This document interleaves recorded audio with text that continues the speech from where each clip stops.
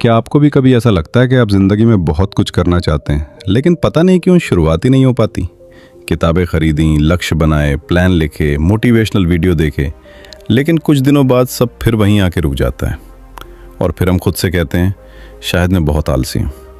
लेकिन जापान में एक बुजुर्ग शिक्षक ने अपने छात्र से एक बार कहा था, तुम आलसी नहीं हो, तुम सिर्फ ये नहीं जानते कि कब शुरू करना है, क्यों शुरू करना है और कैसे लगातार चलते रहना है। उस छात्र ने कुछ छोटी जापानी तकनीकों को अपनाया और कुछ समय बाद उसकी ज़िंदगी बदलने लगी।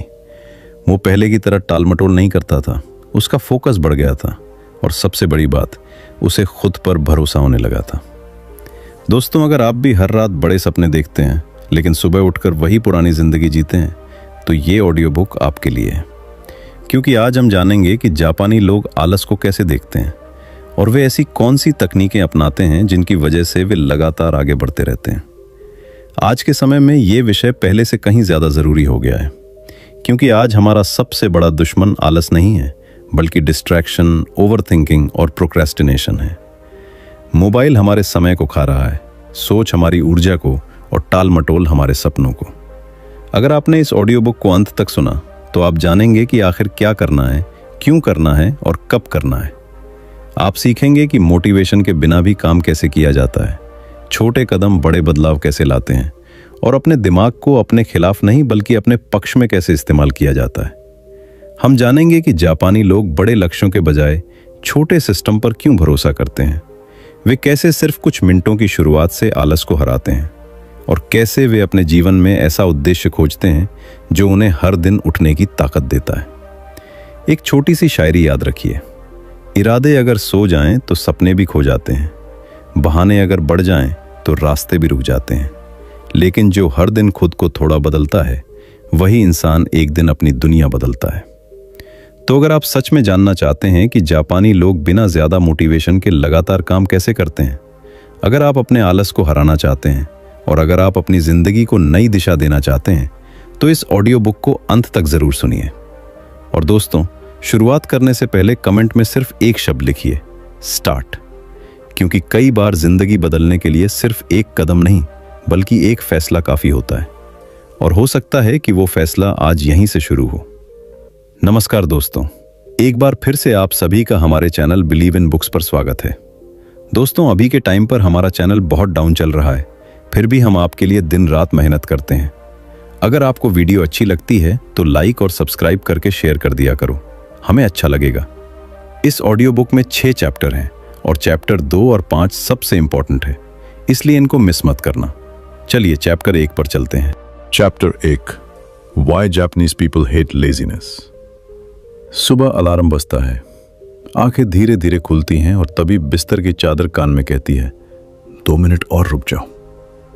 इंसान सोचता है कि वो 2 मिनट आराम करेगा, लेकिन जब दोबारा आंख खुलती है तो सूरज भी कहता है, भाई मैं आधा दिन निकाल चुका हूं। हम सब ने ये पल कभी न कभी जरूर महसूस किया है। जापानी लोग आलस को इंसान की सबसे बड़ी कमजोरी नहीं मानते। वे कहते हैं कि आलस कई बार शरीर में नहीं बल्कि दिमाग में पैदा होता है। जब दिमाग को रास्ता दिखाई नहीं देता तब वो काम से बचने लगता है। इसलिए वे इंसान को आलसी नहीं कहते बल्कि उसके सिस्टम को कमजोर मानते हैं। एक छोटी सी बात सोचिए, अगर किसी कमरे में अंधेरा हो और आपको बाहर निकलने का रास्ता न दिखे तो आप वहीं बैठ जाएंगे, लेकिन जैसे ही एक छोटी सी रोशनी दिखाई देती है आप चलना शुरू कर देते हैं। बिल्कुल यही बात हमारे दिमाग पर भी लागू होती है। जब लक्ष्य बहुत बड़ा और मुश्किल लगता है तो दिमाग कहता है कल से करेंगे। एक मजेदार बात है, कुछ लोग इतने आत्मविश्वास से कहते हैं मैं कल से पूरी जिंदगी बदल दूंगा कि उनका तकिया भी मुस्कुरा देता होगा, लेकिन अगली सुबह वही तकिया जीत जाता है और इंसान हार जाता है। जापानी लोग समझते हैं कि लड़ाई आलस से नहीं बल्कि गलत शुरुआत से होती है। एक छोटी सी शायरी याद रखिए, जो हर दिन खुद को हराता है वही एक दिन दुनिया जीत जाता है। आलस तो बस एक बहाना है, असली खेल इरादों का होता है। जापानी संस्कृति में मोटिवेशन से ज्यादा सिस्टम को महत्व दिया जाता है, क्योंकि मोटिवेशन मौसम की तरह है, कभी बहुत ज्यादा कभी बिल्कुल नहीं, लेकिन सिस्टम एक घड़ी की तरह है जो हर दिन अपना काम करती रहती है। अगर आप सिर्फ मन होने का इंतजार करेंगे तो कई सपने सिर्फ इंतजार ही करते रह जाएंगे। सोचिए, अगर एक ट्रेन का ड्राइवर हर सुबह कहे, आज मेरा मन नहीं है, मैं ट्रेन नहीं चलाऊंगा, तो पूरा सिस्टम रुक जाएगा। जापानी लोग अपने जीवन को भी एक सिस्टम की तरह देखते हैं। चाहे मन हो या ना हो, छोटे छोटे कदम चलते रहने चाहिए। आराम और आलस में भी बहुत बड़ा अंतर होता है। आराम वो है जो आपको ताकत देता है और आलस वो है जो आपकी ताकत छीन लेता है। एक किसान दिन भर मेहनत करके आराम करता है तो वो अगले दिन और मजबूत होकर उठता है, लेकिन जो बिना काम किए ही आराम करता रहे वो धीरे धीरे अपनी ऊर्जा खो देता है। एक बार एक व्यक्ति ने एक जापानी गुरु से पूछा, मैं इतना आलसी क्यों हूं? गुरु ने मुस्कुराकर कहा, तुम आलसी नहीं हो, तुमने अपने दिन को दिशा देना छोड़ दिया है। ये बात सुनने में छोटी लगती है लेकिन बहुत गहरी है, क्योंकि कई बार हमें प्रेरणा की नहीं, सिर्फ सही दिशा की जरूरत होती है। एक छोटा सा जोक सुनिए। कुछ लोगों का दिमाग सुबह उठते ही कहता है, चलो आज मेहनत करते हैं, और शरीर जवाब देता है, पहले चाय फिर सोचेंगे। लेकिन जापानी लोग शरीर और दिमाग को लड़ाते नहीं, बल्कि दोनों को धीरे धीरे एक दिशा में ले जाते हैं। फैक्ट यह है कि दुनिया के सबसे अनुशासित लोग हमेशा सबसे ज्यादा मोटिवेटेड नहीं होते। वे सिर्फ अपनी आदतों को इतना आसान बना देते हैं कि बहाने बनाने की जरूरत ही नहीं पड़ती। इसलिए जापानी लोग आलस से नफरत नहीं करते, बल्कि उस सोच से दूर रहते हैं जो इंसान को रुकने पर मजबूर करती है। तो अगली बार जब आप खुद को आलसी कहें तो एक पल रुककर सोचिए, शायद समस्या आपके अंदर नहीं बल्कि आपके सिस्टम में है। और अच्छी बात यह है कि सिस्टम बदला जा सकता है, क्योंकि जापानी लोग मानते हैं छोटा कदम भी कदम होता है, और जो चलना शुरू कर देता है वो एक दिन मंजिल तक जरूर पहुंचता है। Chapter 2, kaizen formula. हर इंसान अपनी जिंदगी बदलना चाहता है। कोई फिट होना चाहता है, कोई पढ़ाई में आगे बढ़ना चाहता है, तो कोई अपने सपनों को पूरा करना चाहता है। लेकिन समस्या तब शुरू होती है जब हम एक ही दिन में पूरी जिंदगी बदलने की कोशिश करते हैं। हम सोचते हैं कि कल से सब बदल जाएगा, जल्दी उठेंगे, मेहनत करेंगे, मोबाइल कम चलाएंगे और पूरी दुनिया जीत लेंगे। लेकिन कुछ दिनों बाद वही पुरानी कहानी वापस आ जाती है।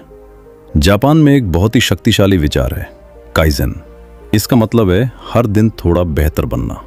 इतना छोटा बदलाव कि आपका दिमाग उससे डरे भी नहीं, क्योंकि दिमाग को अचानक बड़े बदलाव पसंद नहीं होते, लेकिन छोटे कदम उसे स्वीकार हो जाते हैं। जरा सोचिए, अगर आपको किसी पहाड़ की चोटी पर पहुंचना हो और कोई कहे कि एक ही छलांग में ऊपर पहुंच जाओ, तो शायद आप हंस पड़ेंगे। लेकिन अगर कोई कहे कि बस एक एक कदम चलते रहो, तो मंजिल असंभव नहीं लगेगी। जिंदगी भी कुछ ऐसी ही है, बड़े सपने छोटे कदमों से पूरे होते हैं। एक मजेदार बात है, कुछ लोग रात को सोने से पहले इतने बड़े बड़े प्लान बना लेते हैं कि अगर वे सच में पूरे हो जाएं, तो दुनिया उन्हें सुपर हीरो समझने लगे। लेकिन सुबह अलार्म बजता है और बिस्तर कहता है, भाई आज आराम कर लो, दुनिया कहीं नहीं जा रही, और बेचारा प्लान अगले सोमवार पर शिफ्ट हो जाता है। एक छोटी सी शायरी सुनिए। कदम छोटे हों तो भी चलना मत छोड़ना, रास्ता लंबा हो तो भी रुकना मत छोड़ना। जो हर दिन थोड़ा आगे बढ़ता है, वक्त उसे पीछे छोड़ना भूल जाता है। काइजन हमें सिखाता है कि अगर किताब पढ़नी है तो शुरुआत एक छोटे हिस्से से करो। अगर व्यायाम करना है तो थोड़ा समय दो। अगर नई आदत बनानी है तो उसे इतना आसान बनाओ कि बहाना बनाने का मौका ही न मिले, क्योंकि शुरुआत जितनी आसान होगी, निरंतरता उतनी मजबूत होगी। ओवर थिंकिंग भी आलस का एक बड़ा कारण है। हम काम शुरू करने से पहले ही इतना सोचने लगते हैं कि दिमाग थक जाता है। अगर मैं असफल हो गया तो, अगर मैं पूरा नहीं कर पाया तो, अगर लोग हंसे तो, और इसी सोच में कई सपने शुरू होने से पहले ही खत्म हो जाते हैं। एक वास्तविक उदाहरण सोचिए। अगर कोई किसान बीज बोने से पहले हर दिन यही सोचता रहे कि फसल कितनी बड़ी होगी, बारिश कब आएगी और भविष्य में क्या होगा, तो वो बीज ही नहीं बो पाएगा। लेकिन जो किसान आज अपना काम करता है, वही कल फसल काटता है। काइजन भी यही सिखाता है, आज का छोटा काम, कल का बड़ा परिणाम। एक छोटा सा जोक सुनिए। हमारा दिमाग कई बार उस छात्र की तरह होता है जो पढ़ाई शुरू करने से पहले टेबल साफ करता है, फिर पानी पीता है, फिर पेन ढूंढता है, फिर मोटिवेशनल वीडियो देखता है और आखिर में कहता है आज मूड नहीं है। काइजन कहता है मूड का इंतजार मत करो, बस शुरुआत करो। जापानी लोग मानते हैं कि सफलता किसी एक बड़े फैसले से नहीं आती, वो रोज की छोटी जीतों से बनती है। हर दिन थोड़ा सीखना, थोड़ा सुधार करना और थोड़ा आगे बढ़ना। यही छोटे कदम समय के साथ बड़ी दूरी तय कर देते हैं। तो अगली बार जब आपको लगे कि आपका लक्ष्य बहुत बड़ा है, तो पूरे पहाड़ को मत देखिए, सिर्फ अगला कदम देखिए। क्योंकि काइजन का सबसे बड़ा रहस्य यही है, धीरे चलो लेकिन रुको मत। और याद रखिए, जो इंसान हर दिन सिर्फ थोड़ा बेहतर बनने की कोशिश करता है, वो एक दिन उन लोगों से बहुत आगे निकल जाता है जो सिर्फ सही समय का इंतजार करते रहते हैं। Chapter 3 the 50 minute rule. सबसे मुश्किल काम मेहनत करना नहीं होता, बल्कि शुरुआत करना होता है। किताब खोलना मुश्किल लगता है, जिम जाना मुश्किल लगता है, पढ़ाई शुरू करना मुश्किल लगता है। लेकिन एक अजीब बात है, जब हम काम शुरू कर देते हैं तो वही काम उतना कठिन नहीं लगता। जैसे दरवाजे को धक्का देने का सबसे मुश्किल हिस्सा पहला धक्का होता है। जापानी लोग इस समस्या को बहुत अच्छे से समझते हैं। वे जानते हैं कि इंसान आलसी नहीं होता, उसका दिमाग सिर्फ बड़ी चीज़ों से डर जाता है। जब हम सोचते हैं कि हमें बहुत देर तक काम करना है, बहुत मेहनत करनी है, तब दिमाग तुरंत बचने के रास्ते ढूंढने लगता है और तभी जन्म लेता है, कल से शुरू करेंगे। ज़रा सोचिए, अगर कोई आपसे कहे कि अभी कई घंटे लगातार काम करो, तो आपका दिमाग शायद घबरा जाए। लेकिन अगर कोई कहे कि सिर्फ कुछ मिनट शुरू करो, फिर चाहो तो रुक जाना, तो दिमाग उतना विरोध नहीं करता। यही है जापानी लोगों की द 5 मिनट रूल। शुरुआत छोटी करो ताकि दिमाग डर ना जाए। एक मजेदार बात है, हमारा दिमाग कई बार उस बच्चे की तरह होता है जिसे स्कूल भेजना हो। अगर आप कहें कि पूरे दिन पढ़ाई करनी है, तो वो भागने लगेगा। लेकिन अगर आप कहें बस थोड़ी देर बैठो, तो वो मान जाता है। और कई बार वही थोड़ी देर लंबे समय में बदल जाती है। एक छोटी सी शायरी सुनिए। रास्ते लंबे देखकर मत डर जाना, पहला कदम उठाकर बस चल पड़ना। मंजिलें उन्हीं को मिलती हैं अक्सर जो शुरुआत करने से नहीं डरते। प्रोक्रास्टिनेशन यानी काम को टालना अक्सर आलस की वजह से नहीं, बल्कि डर की वजह से होता है। हमें डर लगता है कि काम मुश्किल होगा, हम सफल नहीं होंगे या हमसे गलती हो जाएगी। इसीलिए दिमाग हमें आराम चुनने के लिए कहता है। लेकिन जापानी सोच कहती है, काम पूरा करने की नहीं, सिर्फ शुरू करने की चिंता करो। एक उदाहरण सोचिए।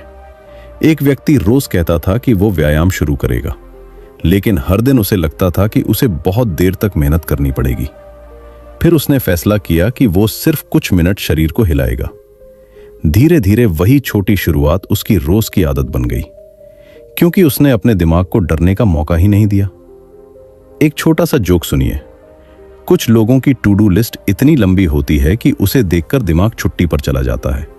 वो कहता है, इतना सब आज ही करना है, मैं तो थोड़ा आराम कर लेता हूं। इसलिए जापानी लोग बड़े काम को छोटे हिस्सों में बांटने पर विश्वास करते हैं। दिमाग को ट्रिक करने का मतलब उसे धोखा देना नहीं, बल्कि उसे आसान रास्ता दिखाना है। जब आप खुद से कहते हैं कि मैं सिर्फ थोड़ी देर शुरू करूंगा, तो दिमाग आराम महसूस करता है। और जैसे ही आप शुरुआत करते हैं, अक्सर आपका मन अपने आप आगे बढ़ने लगता है। फैक्ट यह है कि दुनिया के बहुत से सफल लोग किसी जादुई प्रेरणा का इंतजार नहीं करते, वे बस शुरुआत करते हैं, क्योंकि वे जानते हैं कि मोटिवेशन काम शुरू करने से नहीं आती, बल्कि काम शुरू करने के बाद पैदा होती है। तो अगली बार जब आपका मन कहे अभी नहीं, बाद में, तो खुद से सिर्फ इतना कहिए, मैं बस थोड़ी देर शुरू करूंगा। क्योंकि कई बार जिंदगी की सबसे बड़ी जीत किसी बड़े फैसले से नहीं, बल्कि उस छोटे से पल से शुरू होती है जब आप टालना बंद करके पहला कदम उठा लेते हैं। Chapter 4 Ikigai and purpose. बहुत से लोग कहते हैं कि उन्हें काम करने का मन नहीं करता, वे खुद को आलसी समझने लगते हैं। लेकिन जापानी लोग मानते हैं कि इंसान तब तक आलसी लगता है जब तक उसे अपने काम का कारण नहीं मिलता। क्योंकि जिस दिन इंसान को यह समझ आ जाता है कि वो क्यों उठ रहा है, क्यों मेहनत कर रहा है और किसके लिए आगे बढ़ रहा है, उसी दिन उसके अंदर एक नई ऊर्जा जन्म लेती है। जापान में एक बहुत ही सुंदर विचार है, इकिगाई। इसका मतलब है वो कारण जिसकी वजह से आप हर सुबह उठना चाहते हैं। पैसा, नौकरी या सिर्फ लक्ष्य नहीं, बल्कि वो वजह जो आपके दिल को कहे, हाँ यही काम मेरे लिए मायने रखता है। जब कारण मजबूत होता है तो रास्ता भी आसान लगने लगता है। जरा सोचिए, अगर कोई व्यक्ति सिर्फ इसलिए दौड़ रहा है क्योंकि सब दौड़ रहे हैं, तो वो जल्दी थक जाएगा। लेकिन अगर वही व्यक्ति किसी अपने के लिए, किसी सपने के लिए या अपने जीवन को बेहतर बनाने के लिए दौड़ रहा हो, तो उसके कदमों में अलग ही ताकत होती है। इसलिए जापानी लोग गोल से पहले पर्पस खोजने की बात करते हैं। एक मज़ेदार बात है, कुछ लोग कहते हैं मुझे मोटिवेशन नहीं मिल रहा, लेकिन अगर कोई उसी इंसान से कह दे कि सुबह जल्दी उठो और तुम्हें बड़ा इनाम मिलेगा, तो वो बिना अलार्म के उठ जाएगा। इसका मतलब साफ है, समस्या ऊर्जा की नहीं, कारण की होती है। एक छोटी सी शायरी सुनिए, जिसे अपने सफ़र की वजह मिल जाती है, उसे रास्तों की थकान नहीं सताती है। जिसके दिल में मकसद जलता रहता है, उसे मंजिल खुद रास्ता बताती है।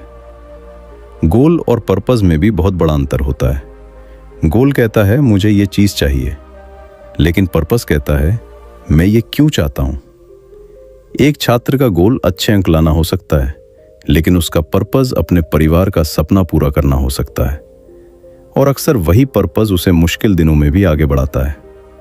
एक कहानी सोचिए, दो मजदूर पत्थर तोड़ रहे थे। किसी ने पहले से पूछा तुम क्या कर रहे हो? उसने कहा मैं पत्थर तोड़ रहा हूं। दूसरे से वही सवाल पूछा गया तो उसने कहा मैं एक सुंदर मंदिर बना रहा हूं। दोनों का काम एक जैसा था, लेकिन उनके देखने का नजरिया अलग था, और यही नजरिया उनकी ऊर्जा तय करता है। एक छोटा सा जोक सुनिए। कई बार हमारा दिमाग ऐसा होता है जैसे कोई यात्री बस में बैठकर पूछे हम कहाँ जा रहे हैं, और अगर जवाब मिले पता नहीं, तो वो बीच रास्ते में ही उतर जाए। इसलिए जीवन में दिशा होना जरूरी है, क्योंकि बिना दिशा के मेहनत भी थकान बन जाती है। जापानी लोग मानते हैं कि असली मोटिवेशन बाहर से नहीं आती, न किसी वीडियो से, न किसी भाषण से। वो तब पैदा होती है जब इंसान अपने काम में अर्थ ढूंढ लेता है, जब उसे महसूस होने लगता है कि उसका हर छोटा कदम किसी बड़े उद्देश्य की तरफ बढ़ रहा है। फैक्ट ये है कि जिन लोगों के जीवन में स्पष्ट उद्देश्य होता है, वे कठिन समय में भी ज्यादा टिके रहते हैं। वे सिर्फ परिणाम के लिए काम नहीं करते, बल्कि उस कारण के लिए काम करते हैं जो उनके दिल के करीब होता है। यही कारण उन्हें बार बार उठने की ताकत देता है।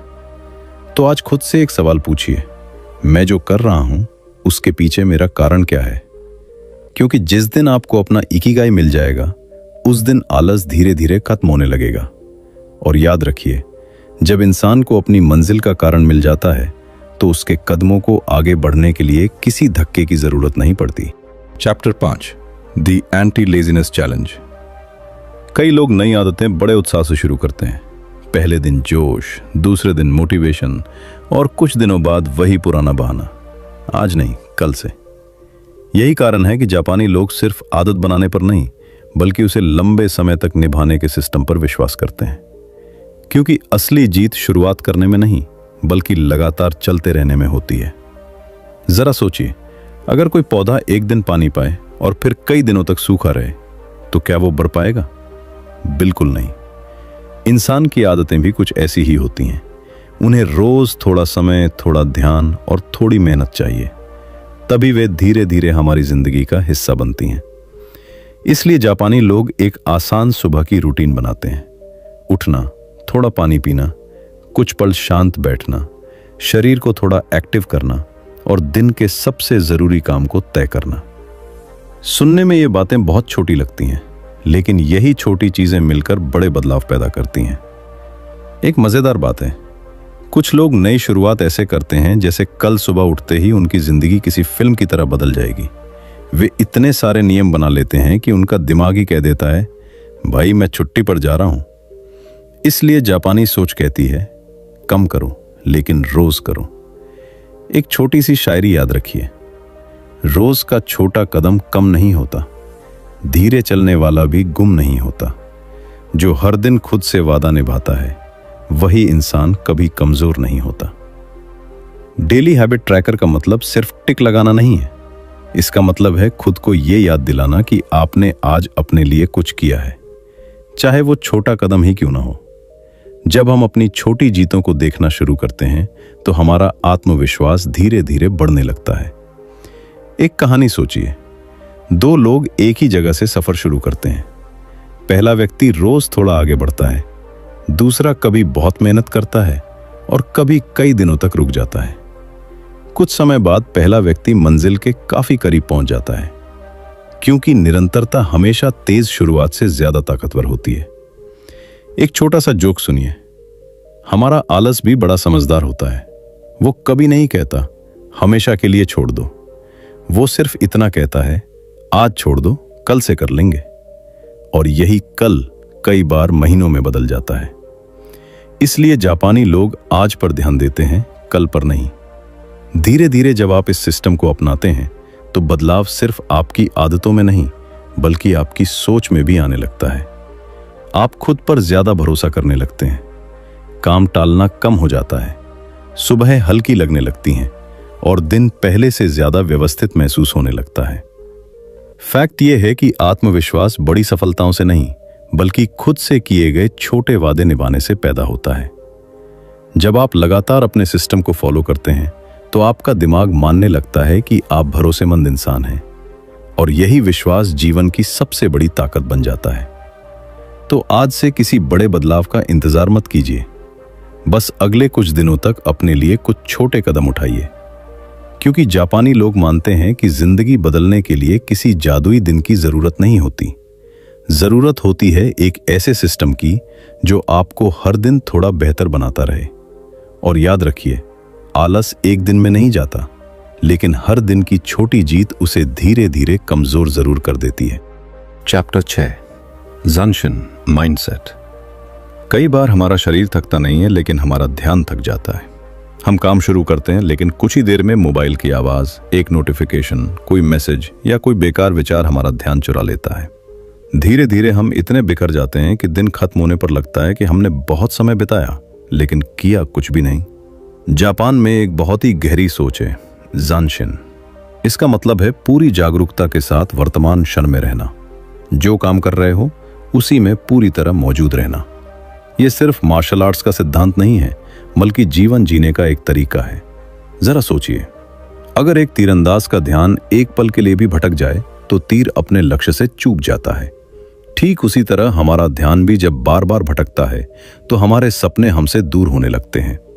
इसलिए जापानी लोग कहते हैं, जहां आपका ध्यान है वहीं आपकी ऊर्जा है। एक मजेदार बात है, आजकल कुछ लोग मोबाइल उठाते हैं सिर्फ समय देखने के लिए और कुछ मिनट बाद उन्हें याद ही नहीं रहता कि उन्होंने मोबाइल खोला क्यों था। फिर अचानक उन्हें एक वीडियो, एक पोस्ट और एक नोटिफिकेशन याद रहता है, लेकिन अपना काम नहीं। हमारा दिमाग कई बार उस पर्यटक की तरह हो जाता है जो हर जगह घूमता है लेकिन कहीं पहुंचता नहीं। एक छोटी सी शायरी सुनिए, मन अगर बिखर जाए तो रास्ते खो जाते हैं, ध्यान अगर ठहर जाए तो सपने पूरे हो जाते हैं। जो खुद पर पहरा देना सीख जाता है वही जिंदगी में आगे निकल जाता है। डिस्ट्रैक्शन को कंट्रोल करने का मतलब दुनिया से भागना नहीं है, इसका मतलब है ये तय करना कि आपकी ऊर्जा कहां खर्च होगी। जापानी लोग मानते हैं कि हर हां के साथ कई ना भी जुड़ी होती हैं। अगर आप अपने लक्ष्य को हां कहते हैं तो कई अनावश्यक चीजों को ना कहना सीखना होगा। एक कहानी सोचिए, एक व्यक्ति नदी से पानी भरने गया। उसके पास कई छोटे छोटे बर्तन थे। वह हर बर्तन में थोड़ा थोड़ा पानी भरता रहा लेकिन कोई भी बर्तन पूरा नहीं भरा। दूसरे व्यक्ति ने सिर्फ एक बर्तन भरा और वह भरकर घर ले गया। हमारा ध्यान भी बिल्कुल ऐसा ही है। अगर वह हर जगह बट जाएगा तो कहीं भी गहराई नहीं बनेगी। एक छोटा सा जोक सुनिए। कुछ लोगों का दिमाग पढ़ाई या काम करते समय कहता है, चलो थोड़ा काम कर लेते हैं। तभी मोबाइल कहता है, पहले मुझे देख लो, मैं ज्यादा जरूरी हूं। और फिर आधा घंटा कब निकल जाता है पता ही नहीं चलता। इसलिए जापानी लोग अपने वातावरण को भी नियंत्रित करते हैं ताकि ध्यान कम भटके। ज़ानशिन हमें सिखाता है कि जब आप खा रहे हों तो सिर्फ खाइए, जब पढ़ रहे हों तो सिर्फ पढ़िए और जब आराम कर रहे हों तो सिर्फ आराम कीजिए। क्योंकि आधा ध्यान हर जगह देने से दिमाग थक जाता है, लेकिन पूरा ध्यान एक जगह देने से दिमाग मजबूत होता है। फैक्ट यह है कि दुनिया के कई सफल लोग समय की नहीं बल्कि ध्यान की रक्षा करते हैं। उन्हें पता होता है कि समय तो सभी के पास बराबर है, लेकिन ध्यान सबसे कीमती संपत्ति है। जो इंसान अपने ध्यान को नियंत्रित कर लेता है वह अपने जीवन की दिशा भी नियंत्रित कर सकता है। तो आज से खुद से एक छोटा सा वादा कीजिए, जब भी कोई काम करें कुछ समय के लिए उसी काम के साथ पूरी तरह मौजूद रहें। क्योंकि जापानी ज़ानशिन माइंडसेट हमें यही सिखाता है कि असली ताकत तेज भागने में नहीं बल्कि अपने मन को एक जगह स्थिर रखने में है। और याद रखिए, जिसने अपने मन को जीत लिया उसके लिए दुनिया की कोई भी मंजिल दूर नहीं रहती। कंक्लूजन, क्या आपको पता है कि इस पूरी ऑडियो बुक में सबसे बड़ी बात क्या थी? ये नहीं कि जापानी लोग हमसे ज़्यादा मेहनती हैं, ये भी नहीं कि उनके पास कोई जादुई तकनीक है। असली बात यह है कि उन्होंने अपने मन को समझ लिया है। उन्होंने ये समझ लिया कि इंसान को बदलने के लिए बड़े भाषण नहीं बल्कि छोटे छोटे सिस्टम चाहिए। आज आपने जाना कि आलस कोई बीमारी नहीं है, कई बार वो सिर्फ दिशा की कमी होती है। कई बार वो एक ऐसा मन होता है जो डर गया है, थक गया है या अपने उद्देश्य को भूल गया है। और जब इंसान को उसका कारण मिल जाता है तो धीरे धीरे उसके बहाने भी कम होने लगते हैं। एक जापानी कहावत है, धीरे चलो लेकिन कभी मत रुको। और शायद यही इस पूरी ऑडियो बुक का सबसे बड़ा संदेश है। आपको कल से परफेक्ट नहीं बनना है, आपको सिर्फ आज से थोड़ा बेहतर बनना है। क्योंकि दुनिया के बड़े बदलाव हमेशा छोटी शुरुआतों से ही पैदा होते हैं। हो सकता है कि कल सुबह आपका अलार्म बजे और आपका मन फिर कहे थोड़ी देर और सो जाओ, लेकिन उस समय इस बात को याद रखिए कि आपका भविष्य किसी बड़े मौके से नहीं बल्कि उन्हीं छोटे फैसलों से बनता है जो आप हर दिन लेते हैं। एक छोटी सी शायरी सुनिए, मंजिलें उनको नहीं मिलती जो सोचते रह जाते हैं, मंजिलें उनको मिलती हैं जो छोटे कदम बढ़ाते हैं। वक्त बदलने का इंतजार मत करो, खुद को बदलो, वक्त अपने आप बदल जाएगा। दोस्तों देखो, वीडियो की एंडिंग आ गई, लेकिन हमने आपसे अभी तक लाइक करने के लिए नहीं कहा। हमने सोचा कि अगर वीडियो के बीच में बार बार लाइक और सब्सक्राइब बोलेंगे तो शायद आपका ध्यान भटक जाएगा और आप इस सफर को पूरी तरह महसूस नहीं कर पाएंगे। हाँ, हम ये भी जानते हैं कि आप में से बहुत सारे दोस्त वीडियो शुरू होते ही प्यार से लाइक कर देते हैं। उसके लिए दिल से आपका बहुत बहुत धन्यवाद। आपका एक लाइक हमें और बेहतर ऑडियो बुक्स बनाने की ताकत देता है। लेकिन हमारे कुछ ऐसे दोस्त भी हैं जो वीडियो को इतने ध्यान से सुनते हैं, इतने जुड़ जाते हैं कि आखिर तक पहुंचते पहुंचते लाइक करना ही भूल जाते हैं। इसलिए अगर आपको लगा कि आज की इस ऑडियो बुक ने आपकी सोच में थोड़ा सा भी बदलाव लाया है तो अभी एक लाइक जरूर कर दीजिए। और अगर आपने अभी तक चैनल को सब्सक्राइब नहीं किया है तो सब्सक्राइब भी कर लीजिए। इस वीडियो को अपने उस दोस्त के साथ जरूर शेयर कीजिए जो हमेशा कहता है कल से शुरू करूंगा। हो सकता है उसकी नई शुरुआत इसी वीडियो से हो जाए। जाने से पहले कमेंट में सिर्फ एक शब्द लिखिए, एक्शन, क्योंकि यही वो शब्द है जो सोच और सफलता के बीच का पुल बनाता है। मैं आपके हर कमेंट को पढ़ूंगा। चलिए खुश रहिए, अपने परिवार को हमेशा खुश रखिए और जिंदगी में चाहे कितनी भी मुश्किलें आए कभी रुकिए मत। हमेशा की तरह यही कहूंगा, कुछ कर दिखाओ ऐसा कि दुनिया करना चाहे आपके जैसा। जय हिंद।